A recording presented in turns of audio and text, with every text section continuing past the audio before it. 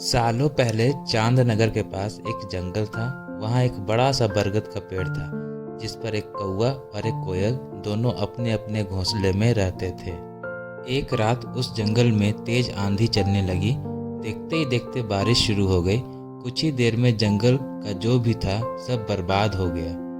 अगले दिन कौवे और कोयल को अपनी भूख मिटाने के लिए कुछ भी नहीं मिला। तभी कोयल ने कौवे से कहा, हम इतनी प्यार से जंगल में रहते हैं लेकिन अब हमारे पास खाने के लिए कुछ नहीं है, तो क्यों ना जब मैं अंडा दूं तो तुम उसे खाकर अपनी भूख मिटाना, और जब तुम अंडा दोगे तो उसे खाकर मैं अपनी भूख मिटा लूंगी।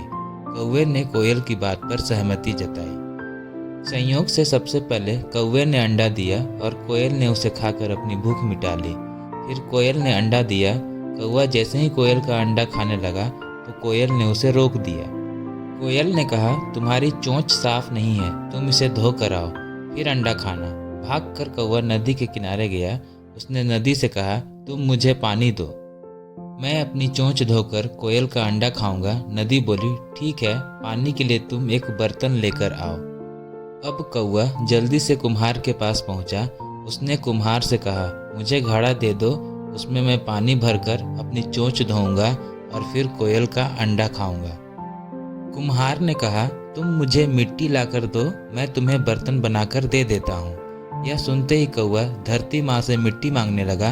वो बोला, माँ मुझे मिट्टी दे दो, उससे मैं बर्तन बनवाऊंगा और उस बर्तन में पानी भरकर अपनी चोंच साफ करूंगा, फिर अपनी भूख मिटाने के लिए कोयल का अंडा खाऊंगा। धरती माँ बोली, मैं मिट्टी दे दूंगी लेकिन तुम्हें खुरपी लानी होगी, उसी से खोद कर मिट्टी निकलेगी। दौड़ते हुए कौवा लोहार के पास पहुंचा।